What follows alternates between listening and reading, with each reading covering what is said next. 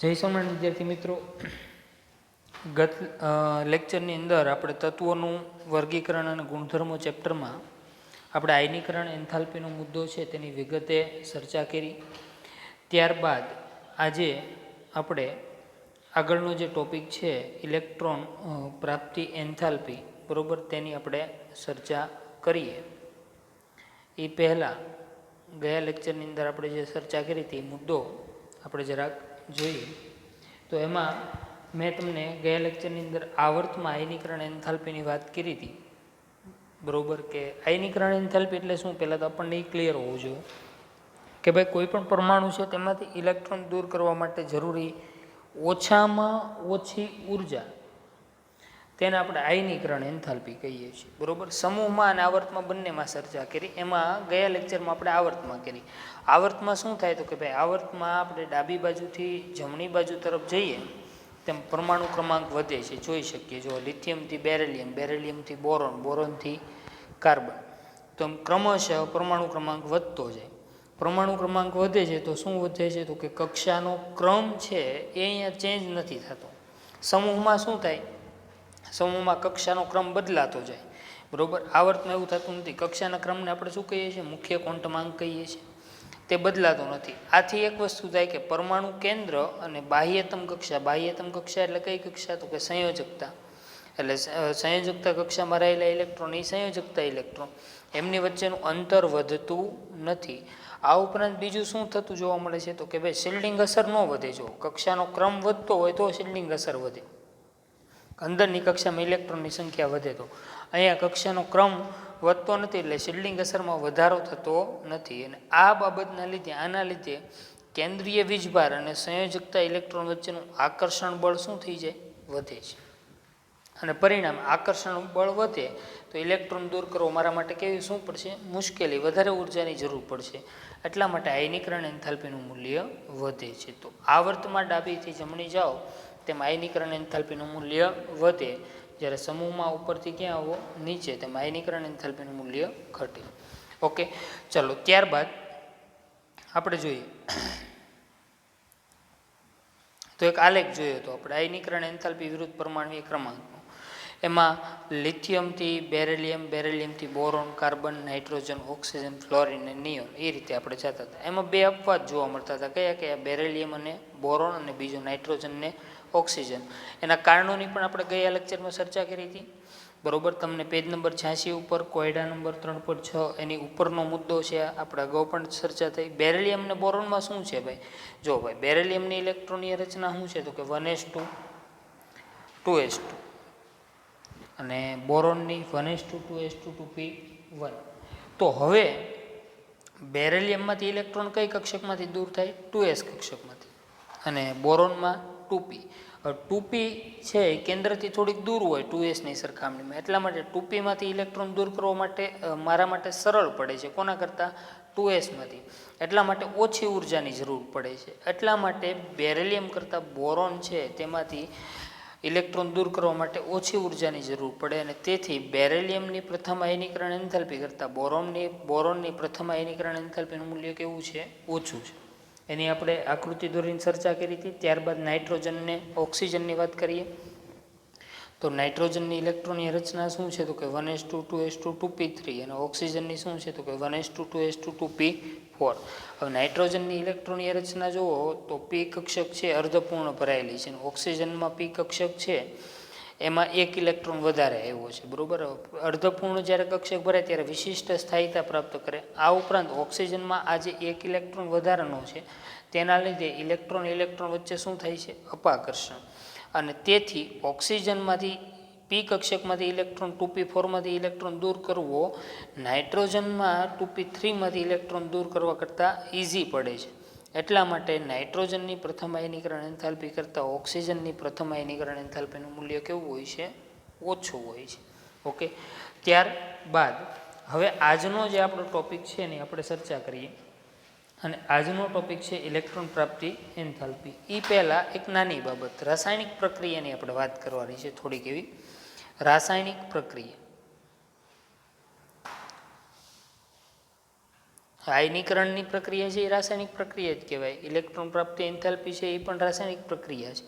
રાસાયણિક પ્રક્રિયા બે પ્રકારની હોય, ઉષ્મા શોષક હોય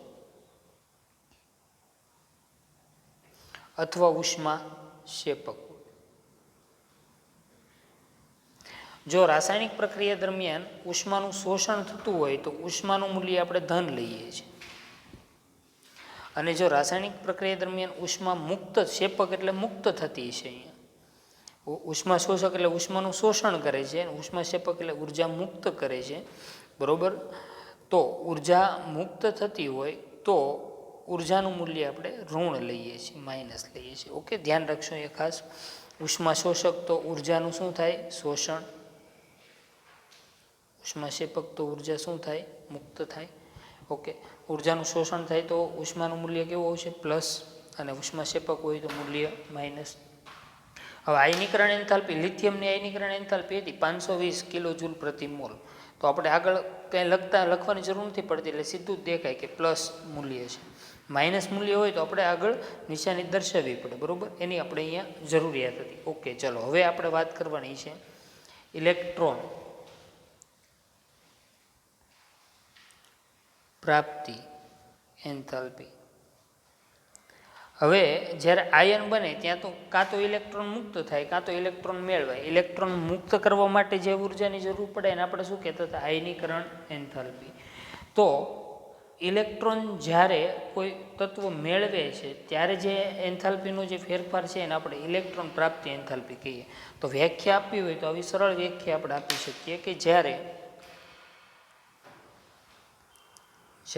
વાયુરૂપ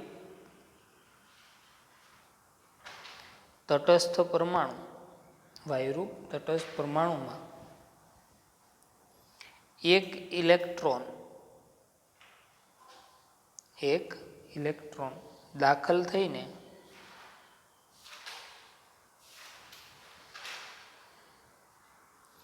ઋણ આયન બને. ઇલેક્ટ્રોન દાખલ થાય તો ઋણ આયન બને, ઇલેક્ટ્રોન મુક્ત થાય તો શું બને? ધન આયન. ઋણ આયન બને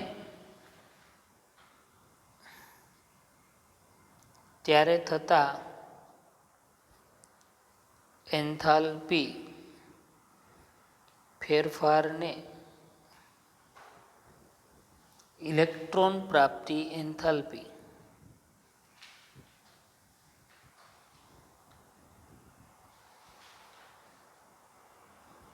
કહે છે. એટલે આખી વ્યાખ્યાનો સાર એવો થાય કે કોઈ એક તટસ્થ પરમાણુ છે એક ઇલેક્ટ્રોન મેળવે ઋણાયન બને ત્યારે જે ઉર્જાનો જે ફેરફાર એટલે કે એન્થાલ્પી જે ફેરફાર છે તેને આપણે શું કહીશું? ઇલેક્ટ્રોન પ્રાપ્તિ એન્થાલ્પી. ઇલેક્ટ્રોન પ્રાપ્તિ એન્થાલ્પીને અંગ્રેજીમાં ઇલેક્ટ્રોન ગેઇન એન્થાલ્પી પણ આપણે કહીએ છીએ, બરોબર. ધ્યાન રાખશું એ ખાસ. ત્યારબાદ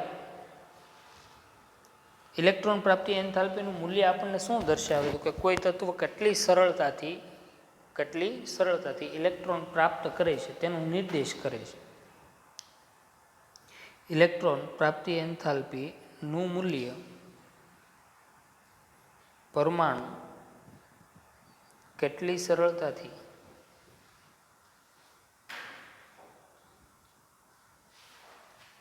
ઇલેક્ટ્રોન મેળવે છે તે દર્શાવે છે,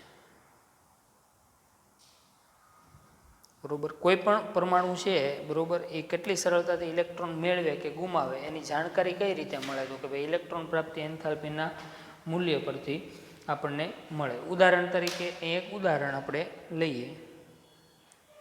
ચાલો, ક્લોરીન છે. ક્લોરીનનો પરમાણુ ક્રમાંક 17, તેની સામાન્ય ઇલેક્ટ્રોનની રચના 2, 8, 7. ક્લોરીનને નજીકના નિષ્ક્રિય વાયુ જેવું બનવા માટે કેટલા ઇલેક્ટ્રોનની જરૂર છે? તો કે 1. તો ક્લોરીન છે 1 ઇલેક્ટ્રોન મેળવે છે અને એમાંથી 1 ઇલેક્ટ્રોન મેળવે એટલે ઇલેક્ટ્રોનની રચના શું થઈ ગઈ? 2, 8, 8. હવે ક્લોરીન પાસે શરૂઆતમાં શું હતું? તો કે 17 પ્રોટોન હતા અને 17 ઇલેક્ટ્રોન હતું, બરોબર. હવે અહીંયા શું થયું? ક્લોરીન 1 ઇલેક્ટ્રોન મેળવ્યું એટલે 17 પ્રોટોન અને 18 ઇલેક્ટ્રોન. શેની સંખ્યા વધી ગઈ? ઇલેક્ટ્રોનની. એટલે કયો વીજભાર વધ્યો? ઋણ વીજભાર. કેટલો વધ્યો? -1. તો અહીંયા તેની ઇલેક્ટ્રોન પ્રાપ્તિ એન્થાલ્પી દર્શાવી હોય તો ડેલ્ટા EgH કેટલી આવશે? તો કે ભાઈ જ્યારે ક્લોરિનમાંથી એક ઇલેક્ટ્રોન મેળવે ત્યારે 349 કિલો જૂલ પ્રતિ મોલ જેટલી ઉર્જા મુક્ત થાય છે. ઉર્જા મુક્ત થતી હોય તો હમણાં આપણે શીખ્યા, ઉર્જા મુક્ત થતી હોય કઈ નિશાની આવે? માઇનસ. આવી રીતે દરેક તત્વ, જે તત્વ ઇલેક્ટ્રોન મેળવી ઋણાયન બને તો એના માટે કયા મૂલ્યો આવે?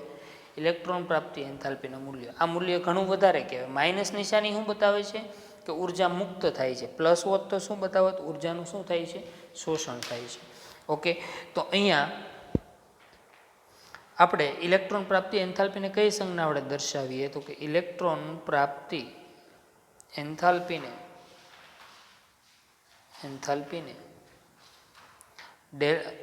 ડેલ્ટા EgH સંજ્ઞા વડે દર્શાવાય છે. બરોબર. ઇલેક્ટ્રોન પ્રાપ્તિ એન્થાલ્પીનો એકમ શું થાય? તો કે ભાઈ ઇલેક્ટ્રોન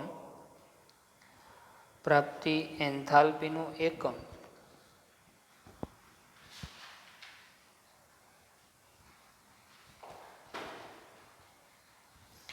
કિલો જૂલ પ્રતિ મોલ છે. જૂલનો મોટો એકમ છે કિલો જૂલ. ઓકે, તો જેવી રીતે આયનીકરણ એન્થાલ્પીનો એકમ પણ શું હતો? કિલો જૂલ પ્રતિ મોલ. એવી રીતે ઇલેક્ટ્રોન પ્રાપ્તિ એન્થાલ્પીનો એકમ પણ શું છે? કિલો જૂલ પ્રતિ મોલ. એટલે કે 1 મોલ ક્લોરિન છે એમાં 1 ઇલેક્ટ્રોન દાખલ કરવા માટે દાખલ કરીએ ત્યારે મુક્ત થતી ઉર્જા. ઓકે, હવે આયનીકરણ એન્થાલ્પીને કઈ સંજ્ઞા વડે દર્શાવતા હતા આપણે? ડેલ્ટા IH વડે. બરોબર. જ્યારે ઇલેક્ટ્રોન પ્રાપ્તિ એન્થાલ્પીને કઈ સંજ્ઞા વડે દર્શાવીએ છીએ? ડેલ્ટા EgH વડે આપણે દર્શાવીએ છીએ.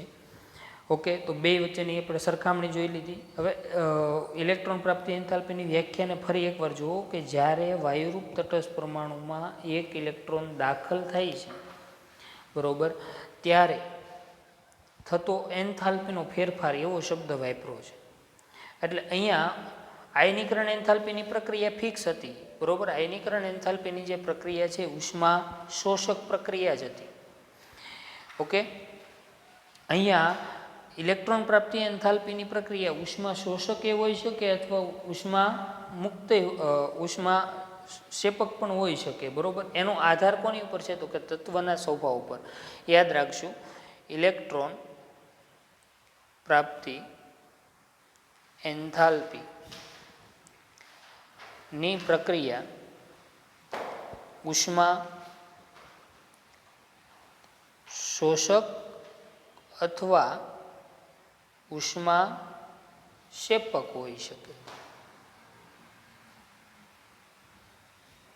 હોઈ શકે છે. તેનો આધાર કોની ઉપર છે? તો કે તત્વના સ્વભાવ ઉપર છે. તેનો આધાર તત્વના સ્વભાવ ઉપર છે. એટલે કે તત્વ સરળતાથી જો ઇલેક્ટ્રોન મેળવે, બરોબર, જો કોઈ તત્વ સરળતાથી ઇલેક્ટ્રોન મેળવશે તો એના માટે ઇલેક્ટ્રોન પ્રાપ્તિ એન્થાલ્પીની પ્રક્રિયા કેવી હશે? ઉષ્માક્ષેપક હશે. બરોબર. તો એ ખાસ નોંધ કરીને હું લખું છું ને યાદ રાખશું કે સરળતાથી ઇલેક્ટ્રોન મેળવે તો ઉષ્માક્ષેપક પ્રક્રિયા થાય. ઉષ્માક્ષેપક હોય તો મૂલ્ય કેવું દર્શાવાય? માઇનસ. અને સરળતાથી ઇલેક્ટ્રોન પ્રાપ્ત ન કરે, ઇલેક્ટ્રોન ન મેળવે સરળતાથી, બરોબર, તો ઉષ્મા શોષક પ્રક્રિયા, બહારથી ઉર્જા આપવી પડે, પરિણામે ટૂંકમાં ઇલેક્ટ્રોન દાખલ કરીએ, બરોબર, તો મૂલ્ય કેવું આવશે? પ્લસ. ઓકે, એનું ઉદાહરણ લઈએ આપણે. સમૂહ 18 તમે ઓળખો જ છો. સમૂહ 18. સમૂહ 18 એટલે નિષ્ક્રિય વાયુઓનો સમૂહ. આપણને ખબર છે, helium, neon, argon, krypton, xenon અને રેડોન. તો એના માટે ડેલ્ટા EgH એટલે શું માનવાનું આપણે? ઇલેક્ટ્રોન પ્રાપ્તિ એન્થાલ્પી. ઇલેક્ટ્રોન પ્રાપ્તિ એન્થાલ્પીનું મૂલ્ય તેના માટે આપણને કેવું મળે છે? તો કે ભાઈ તેના માટે જો હિલિયમ માટે છે તમને કોષ્ટક 3.7 પેજ નંબર 87 પર આપેલું છે. પેજ નંબર 87 કોષ્ટક 3.7 હું તમારી સાથે ચર્ચા કરું છું ત્યારે, બરોબર. તો એમાં હિલિયમની ઇલેક્ટ્રોન પ્રાપ્તિ એન્થાલ્પીનું મૂલ્ય કેટલું છે? +48.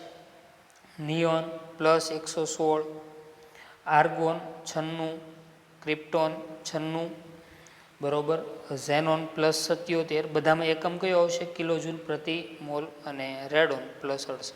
આ શું બતાવે છે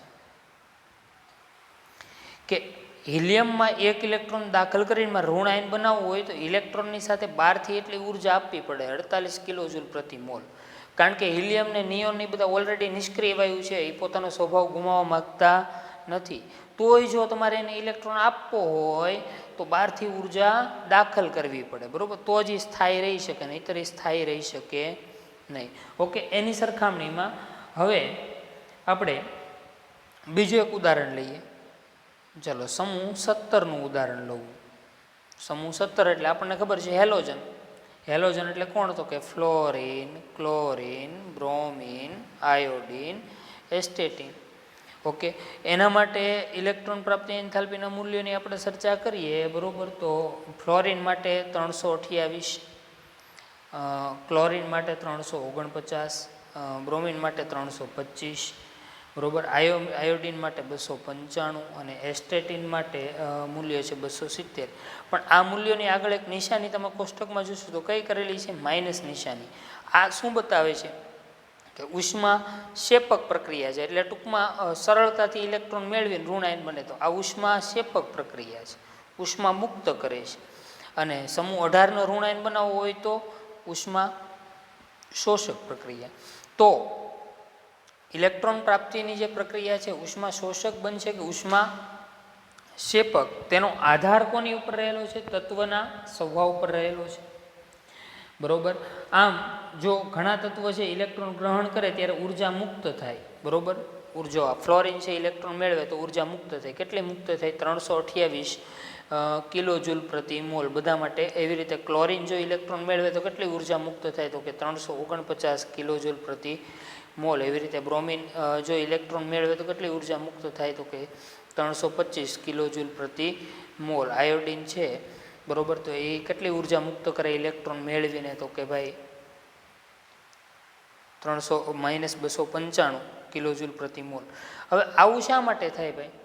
જો સમૂહ 17 ને સમૂહ 18 એકબીજાના પાડોશી છે. સમૂહ 18ની નિષ્ક્રિય વાયુ જેવી ઇલેક્ટ્રોનની રચના છે એટલે એને ઇલેક્ટ્રોનની જરૂર નથી. પણ સમૂહ 17 ને કોના જેવું બનવું છે? નજીકના નિષ્ક્રિય વાયુ જેવું બનવું હોય તો એ સરળતાથી ઇલેક્ટ્રોન મેળવે. એટલા માટે સમૂહ 17ની ઇલેક્ટ્રોન પ્રાપ્તિ એન્થાલ્પીના મૂલ્યો આપણને કેવા જોવા મળે છે? ઋણ મૂલ્યો જોવા મળે છે, બરોબર. તો સમૂહ 17માં હેલોજન તત્વ છે. આખા આવર્ત કોષ્ટકમાં સૌથી વધારે સરળતાથી જો ઋણ આયન બનતા હોય તો એ કયો સમૂહ છે? તો કે સમૂહ 17 છે, બરોબર. આમ તેની ઇલેક્ટ્રોન પ્રાપ્તિ એન્થાલ્પીનું મૂલ્ય શું છે? તો કે ભાઈ ઋણ છે. એનું એક જ કારણ છે, એ એક ઇલેક્ટ્રોન સ્વીકારે. જો ફ્લોરિન એક ઇલેક્ટ્રોન મેળવે તો કોના જેવી ઇલેક્ટ્રોનની રચના? નિયોન જેવી. આપણને ખબર છે ફ્લોરિનની ઇલેક્ટ્રોનની રચના શું છે? તો કે 2 7 અને નિયોનની શું છે? તો કે 2 8. હવે નિયોન જેવું બનવા માટે ફ્લોરિન એક ઇલેક્ટ્રોન મેળવે છે, ઓકે. એવી જ રીતે ક્લોરિન, એની ઇલેક્ટ્રોનની રચના 2 8 7. આર્ગોનની શું છે? 2 8 8. તો આર્ગોન જેવું ક્લોરિનને બનવું હોય તો કેટલા ઇલેક્ટ્રોન મેળવે ક્લોરિન? 1. તો આમ તે એક ઇલેક્ટ્રોન સ્વીકારીને નજીકના ઉમદા વાયુ એટલે કે નિષ્ક્રિય વાયુ જેવી ઇલેક્ટ્રોનની રચના પ્રાપ્ત કરે છે. આ જ પ્રમાણે જો તમે ઉમદા વાયુ તત્વોની ઇલેક્ટ્રોન તમે વાત કરતા હો તો એની ઇલેક્ટ્રોન પ્રાપ્તિ એન્થાલ્પીનું મૂલ્ય ધન જોવા મળે છે. ધન મૂલ્ય એટલે શું થાય? તો કે ઉષ્મા શોષક પ્રક્રિયા છે. એ થવાનું કારણ શું છે? તો કે એક જ કારણ કે હવે એની કક્ષા ઓલરેડી સંપૂર્ણપણે ભરાયેલી છે. જો નિયોનની વાત કરીએ તો નિયોનની ઇલેક્ટ્રોનની રચના 2 8 છે. હવે નવો ઇલેક્ટ્રોન આવે તો એ ત્રીજી કક્ષામાં જવાનો છે, એટલે ઊંચા ઉર્જા સ્તરમાં જાય, ઊંચા શક્તિ સ્તરમાં જાય. શક્તિ સ્તર, ઉર્જા સ્તર એને આપણે કક્ષા કહીએ છીએ, ઓકે. તો અહીંયા મુખ્ય એટલે કક્ષાનો ક્રમ છે એ બદલાય, એટલે તેના લીધે આ જે ઇલેક્ટ્રોનની રચના જો નિયોનની ઇલેક્ટ્રોન મેળવે તો અસ્થાયી ઇલેક્ટ્રોનની રચના થાય. અસ્થાયી ઇલેક્ટ્રોનની રચના થાય અને તેથી ઉમદા વાયુઓ છે, બરોબર, એમાં ઇલેક્ટ્રોન પ્રાપ્તિ એન્થાલ્પી છે, બરોબર, તેનું મૂલ્ય છે તે આપણને મૂલ્ય કેવું જોવા મળે છે? ધન જોવા મળે છે, ઓકે. તો આ હતી ઇલેક્ટ્રોન પ્રાપ્તિ એન્થાલ્પીની વાત. ઇલેક્ટ્રોન પ્રાપ્તિ એન્થાલ્પી કોને કહેવાય તેની આપણે ચર્ચા કરી, બરોબર. આવી જ રીતે આપણે બીજા સમૂહો છે એના માટે પણ ઇલેક્ટ્રોન પ્રાપ્તિ એન્થાલ્પીની ચર્ચા કરી શકીએ. હવે અહીંયા એક બાબત ખાસ નોંધવા જેવી છે.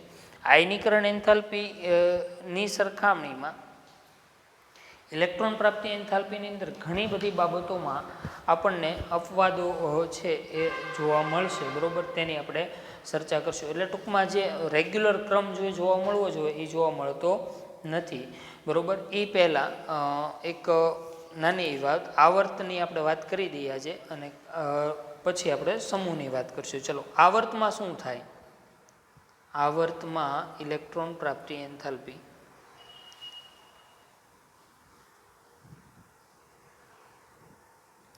આવર્તમાં કઈ ઘટના બને? તો કે આવર્તમાં ડાબી બાજુથી જમણી બાજુ તરફ જતા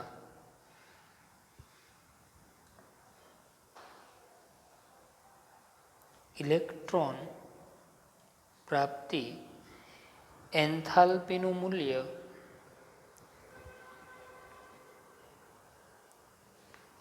ઓછા ઋણથી વધુ ઋણ થતું જાય છે. ઓછા ઋણથી કેવું થાય છે? વધુ ઋણ. આ કઈ રીતે થાય? તો એને સારી રીતે સમજવા માટે જો ગ્રુપ 1 એટલે કે સમૂહ 1, સમૂહ 16, સમૂહ 17 અને સમૂહ 18, બરોબર. ચલો, પહેલું હાઇડ્રોજન, અહીંયા હિલિયમ, પછી લિથિયમ, ઓક્સિજન. એક જ આવર્તના તત્વ થયા ને, લિથિયમથી લઈ અને નિયોન સુધી, ઓક્સિજન, ફ્લોરિન અને નિયોન. ચલો, એના બધાના મૂલ્યો જોઈએ આપણે. હાઇડ્રોજનનું મૂલ્ય કેટલું છે? તો કે -73 છે, બરોબર. જ્યારે હિલિયમનું કેટલું છે? તો કે +48 છે. ઓકે, આ તો નિષ્ક્રિય વાયુ છે, એને બાદ કરતા હવે અહીંયા જુઓ, લિથિયમની ઇલેક્ટ્રોન પ્રાપ્તિ એન્થાલ્પીનું મૂલ્ય કેટલું છે? તો કે -60. ઓક્સિજનની ઇલેક્ટ્રોન પ્રાપ્તિ એન્થાલ્પીનું મૂલ્ય -141 ને ફ્લોરિનની ઇલેક્ટ્રોન પ્રાપ્તિ એન્થાલ્પીનું મૂલ્ય -328. તો આ શું થયું? આવર્તમાં ક્યાંથી ક્યાંય ગયા? ડાબીથી જમણી. તેમ ઇલેક્ટ્રોન પ્રાપ્તિ એન્થાલ્પીનું મૂલ્ય ઓછા ઋણથી કેવું થાય છે? વધુ ઋણ. એટલે એનો અર્થ એવો થયો કે આવર્તમાં ડાબીથી જમણી બાજુ તરફ જાઓ તેમ ઇલેક્ટ્રોન મેળવવાના વલણમાં શું થાય છે? વધારો થાય છે, બરોબર. ઇલેક્ટ્રોન મેળવવાના વલણમાં વધારો થતો જાય છે, બરોબર. ખાસ યાદ રાખશું, આવર્તમાં ડાબી બાજુથી જમણી બાજુ તરફ જતા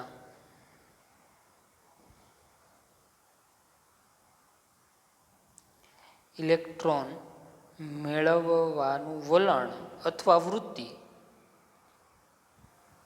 મેળવવાની વૃત્તિ વધે છે. એટલે ટૂંકમાં સરળતાથી ઋણાયન બને. આવર્તમાં ડાબીથી ક્યાં જઈએ? જમણી બાજુ તરફ જઈએ તેમ. કારણ કે શું થાય? તો કે આવર્તમાં ડાબીથી જમણી જાય, કદ ઘટતું જાય. કદ ઘટતું જાય એટલે ઇલેક્ટ્રોન સરળતાથી આપણે દાખલ કરીએ. પણ અપવાદ શું જોવા મળે છે? સમૂહ 18. અહીંયા ખાસ યાદ રાખશું. અને આજે આપણે એટલે અટકીએ, અને નેક્સ્ટ ક્લાસમાં આપણે સમૂહની આપણે ચર્ચા કરશું. ઓકે.